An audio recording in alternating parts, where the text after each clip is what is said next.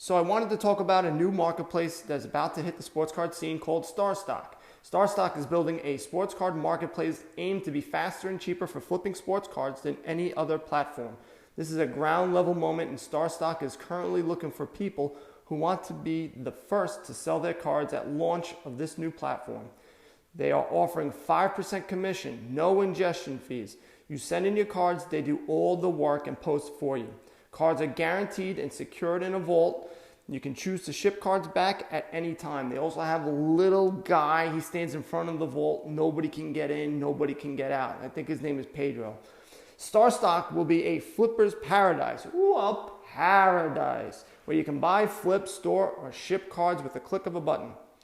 If you are interested in getting involved as a seller, contact mike@starstock.com. They're right now only looking for rookie cards and prospects of current players. Again, mike@starstock.com, or you can head over to their website, starstock.com. Okay. What is up? What is going on, everyone? David, SVA Card Collectors. Sorry for another late one, but there's a lot of stuff going on, with kids at the house and me pretending to be in charge of them. Doesn't give me a lot of time just to get back quietly and be able to do this, to go into the green room, the sanctuary. I am now on my third glass of white wine, which I don't like white wine. I like red wine, but I'm out and I don't feel like going out. And so I am stuck here pondering what to talk about. One of the things I wanted to talk about is these Topps Project 2020 cards. If you go to Topps.com, you'll see Project 2020, and they talk about it. And I don't know whose smart idea this was. Now, I'm going to read the description. It says, 20 iconic baseball cards, 20 culture-defining artists. I like it, culture-defining. Like there's culture, and these artists have defined that culture. They visually reimagined baseball cards that have defined generations. So these cards have already defined generations, and now they're going, you know what? Let's just reimagine them. And they reimagined them horrifically. These are the ugliest cards I have ever seen. There's nothing nice, about them. There's nothing that I go, oh wow, that's pretty cool. The Mark McGwire card looks horrific. It looks like it was done by a 5-year-old. I guess that's what they were going for. Maybe they're going for the innocence. They're trying to capture the innocence of baseball and life. I don't know. I don't know if they found 20 culture defining blind artists, because these things are horrifically bad. Every single one. The Willie Mays looks ridiculous. Derek Jeter is probably the better one out of all of them, and it still looks like crap. The Nolan Ryan card, I don't know what they were thinking. I don't know who Gregory Siff is, and maybe he's a tremendous culture-defining artist, but he needs to not do baseball cards, because these look horrific. And if anyone's buying them, they should be punched in the face. Just let me know who they are. I will come to the house. I'll have a mask and gloves because, heaven forbid, and I will punch them in the face. I will read about Gregory Siff. He is Brooklyn-born, but an LA-based Gregory Siff is renowned for his blend of pop art and abstract expressionism. Ugh. That's what I'm going to say. Yuck. All sales are final. I can see that. I can understand that. Print runs revealed after sales window. Well, I'm sure these things will be flying off the shelves. Again, I don't even know. These are just bad. Just bad looking cards. They're ugly.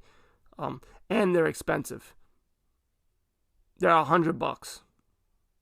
To 20. Oh, these are to 20. Oh, hurry. There may be 20 other people who are getting as drunk as I am that may want to buy these cards. Terrible. But as I was looking there, they actually had a Throwback Thursday set. Now, what that is every Thursday. Actually, they release these every week or every other week, but for the most part, every week. And they are, older designs of cards with newer players, with recent players. This one, they actually use a 1971 Topps basketball, but with baseball guys. Recent baseball guys. And they look pretty good. It's not the greatest thing on earth, but it's not bad. It looks cool. I'm with it. I'm okay with that. Thank God the artist, the culture-defining artist, didn't get their hands on it because, would have been a doozy.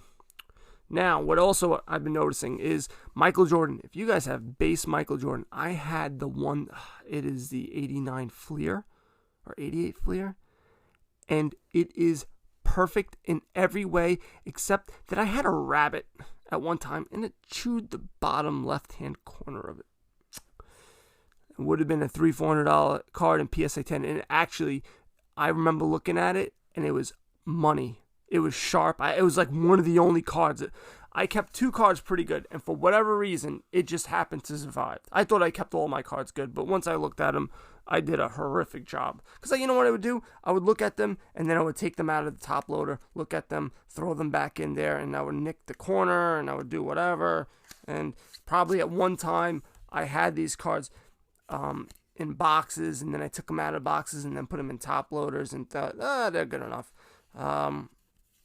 But yeah, I'm looking at a 1987 Topps football card, and I just had it. I took it out of its yellow top loader because that's what happened. I don't smoke, so I don't know why they became yellow, but whatever. And these cards are so flimsy. I remember not thinking that at the time. They were just cards. Just flipping around, and compared to the ones that we have now, it's not even close. Maybe not 2019 Topps Update if you guys felt them. They're a little light. They're a little mashugana, as our Jewish people would say.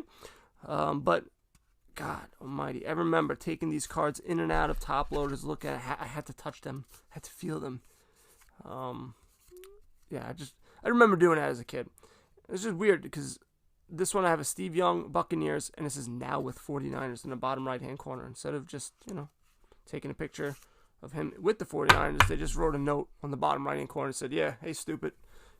They don't do that. Now they just keep him in his old uniform, and that's that. Or, no, I'm sorry. They would have had 49ers in his Buccaneers uniform. I actually like that better. They should do that because it looks ridiculous putting another team's name and you're wearing a different jersey. It's just stupid. They should go old school with that. Go the old school. What else am I doing? I'm doing a lot of advertisements, and that forces me to keep on looking to see if anybody's signing up. Ooh, let me see if anyone's signing up for my email. Ooh, God, that's all I'm doing. It's embarrassing. You would look at me and just, if there was like a video camera, like a live stream, like Big Brother, that's all you would see. Just me check. Ooh, I got one. Oh, one unsubscribed. Ooh, I got one. That's embarrassing. But I've been doing some ads. And you'll be seeing some. I know some people have already saw some. I saw one. I don't know. They're advertising to myself. So I clicked on it. So I paid 40 cents to click on it like a jerk. So I signed up. And then I unsubscribed. I said, you know what? This guy don't know what he's talking about. But, so I'm doing that. I'm recording stuff for the lesson, whatever the hell, the course, whatever I call it. I don't know what the hell I call it. I'm trying to be as thorough as possible. I'm trying to think of things that people, when you first start out, what are the major problems? What are the things that you don't know about that, people, ask themselves? If you have any of those, guys, if you join Flick Chat, join the Facebook group, join someplace, comment on the YouTube, whatever, and just go, hey, stupid, I would like to know about this. And then I'll be able to help you guys out, create a video, and do whatever. But I don't know, because I am going around in circles in my mind. I know I was talking about Michael Jordan, then I went off on a tangent. But if you got his base cards, and I may have said this already, so this should, prove to be an interesting podcast. sell his damn base cards. Sell them like it's hot, because it is hot right now. They're going for stupid money. I know somebody in the Flick Chat group, I believe it was Paul, was buying his metal cards. No, I'm sorry. He bought Peyton Manning's metal card, seeing what the metal cards are doing for basketball, because they're very prevalent and people are buying them for hundreds of dollars. And just because it is documentary, really, there's nothing that's going on. So everyone right now is focused on Michael Jordan, so all his cards are going up. All his base cards, graded, everything's just going up. So if you have them, now's the time to get rid of them, because I can't imagine his base cards. They may stay at this level, but I can't see them skyrocketing anymore. Maybe throughout the documentary, it will continue to rise. So you may want to, follow that rise. But I will tell you this, maybe at the midpoint, if it's, I don't know how many, I think it's a series. I don't think it's just one, episode. So I would go in the middle and price it very competitive and just get rid of it. Because I don't think it's going to go any higher. I think it's going to just plateau, and then it's going to start going down, because everyone's going to start looking at the pop reports and going, there's like 1,000 of these. What are we doing? Especially for the ones that are not as popular. I'm not talking about rookie card. I'm not talking about certain ones, that are very iconic. Not iconic, but just more popular. Just a run-of-the-mill base card. They're going crazy. They're being stupid right now. And that's just because there's nothing to do. I'm sort of shocked that prices are still going up, just because there's a recession coming. I'm sorry, there's a depression coming. That's what I believe. I believe that this is going to be horrifically bad. You're going to have stores, businesses, whatever, not do anything for 3 or 4 months. They're already not doing anything. And if you think just the stimulus check is going to help them out, you got another thing coming, because it's just not going to happen. What about movie theaters? What do you think is happening to them right now that they want to bail out? But right now, people who are making movies, they have to go direct to online, and they're missing out on all the money that they would have had if they went through the movie. They went to a movie theater. So all that revenue is gone. They're making money, online, but it's going to be a trickle. Everything's just going to get, popcorn sales won't be as high because popcorn isn't being sold at movies. There's a lot of stupid little inane things. Yes, I know this is stupid, it has nothing to do with sports cards, but I'm very not optimistic right now. Sorry to say. But in sports cards, it is a booming, and especially in basketball cards. I would be selling basketball cards, and football when football, with the draft, you should be selling your cards. I think it's a time now that if there's something that's going up, you should be selling these cards immediately. Have a lot of cash on hand, because there's going to be a lot of deals. Right now, you should be working on your branding. And when I mean your branding, I mean working on yourself, getting out there, talking to people, maybe doing small little deals to build your reputation up, trying to find different avenues to buying cards, because the more you do that, when it gets really bad and you have a lot of cash on hand, because you've been selling your cards and you've been waiting, you're going to get really good deals and you're going to make a lot of profit. So that's my suggestion as of right now. I would be selling, if you have basketball or football cards, I would be selling them like a maniac. Baseball, I don't see too many cards going nuts. They're staying the course. There's nothing that's just going crazy. I think that's where you're going to get the best value. I think you should be selling your basketball and football cards, waiting, and then buying baseball cards, because I think that's where the true value is, because their prices have been dropping a little bit, over this time. They haven't been, a drastic drop in everything, but they are going down a bit. There's not one card that's like, there's no Mickey Mantle that's just skyrocketing up. Everything is starting to slow up and die down a little bit in baseball. So I think that is where you're going to find your best values. Agree, disagree? Let me know. Comment on YouTube. That's the best place, because when I post these, it goes all over the place, and it also gets posted to YouTube. Like, share, guys. That really does help me out. The more you do that, A, the more that I know people actually listen to this, B, it helps me, steer what you guys want to know about.